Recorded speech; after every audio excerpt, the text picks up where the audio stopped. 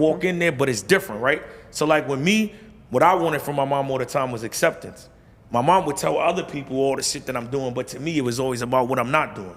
And I'm like, how you telling me what I'm not? Like something simple though. Like, you know what I mean? Like, oh, you didn't bring me water. I'm like, you don't even allow me to come in the house because my sister lives there. Right. So how could I bring something in a place I can't go? Like, even if I was in the neighborhood where my mom was at, I couldn't use the bathroom there. If your sister was there.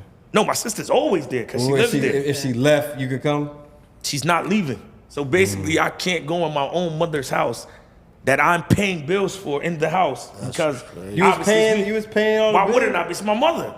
That's wild. And You your get what mom I'm was saying? the one who set that rule. Your sister won't pay no bills? Nah, bro. After this is after getting all the master's degree and all that. Yeah, all of that. Wasn't paying nothing. So you got to think I'm doing it, but my mom is just manipulated by. This is why I say it's complicated because in retrospect, as I got older, I started understanding it. Like I don't know what that weighs on her. On your mom? On my mom. Yeah. If somebody's Yeah. always reminding you wasn't there for me, you didn't do this for me, you was on drugs for me, but you was here for him. If that's what they say to you every single day, and you know you got to live with that guilt, at some point it's going to break you if you're not a strong individual.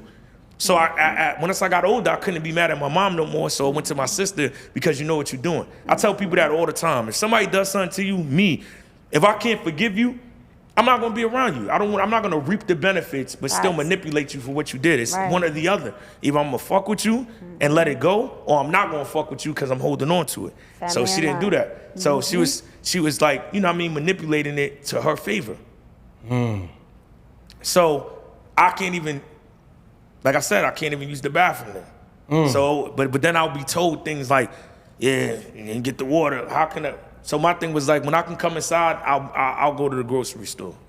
Because at some point I'm like, I feel like a sucker. That was the thing. So now, go fast forward when I'm back in the hospital, I never got that praise. So me just being, even though I don't go to church like that, and I wouldn't say I'm not religious, but I'm just in tune. When I seen that, I knew it was over. Damn. Somebody else was thinking, nah, it's lit. Your mom is back to normal. The moment I seen her talking, when I walked in there, she was talking like my grandmother. My grandmother used to talk like that, like, oh, look at my grandson. Oh, you know, to the doctors or whoever I'm around, you saw on TV, he's doing this, he's doing that. But now my mom is doing that. And she's like, it's a glow. Happy. My mom was down because she was depressed and the trials and tribulations of life got to her. So it was like her last days. They ain't have on no antidepressants, did they? They ain't have on no. No, so I'm gonna get to what happened. So this is why it was so devastating when it happened, because now she's back to normal. She's doing that. But then at night when I leave the hospital, she calls me and she's hallucinating.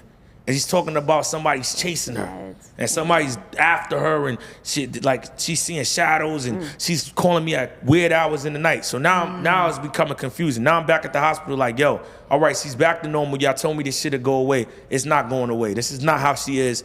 What's going on, bro? That sounds like dementia. And they telling me like, nah, like, yo, it's drinking, you gotta give it time. It's drinking? No. Yeah, no, so they still trying to blame it on that she might have drunk. I'm like, listen, she did not drink. Tell me what the problem is.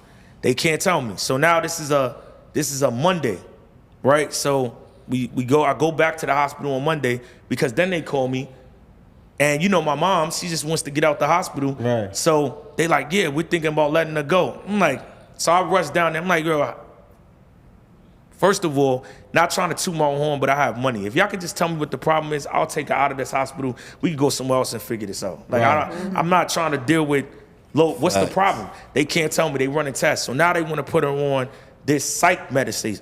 Oh, shit.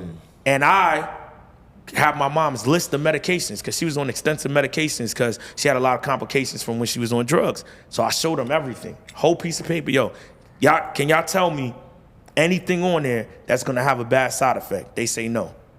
They said no to all the medication. Everything is good.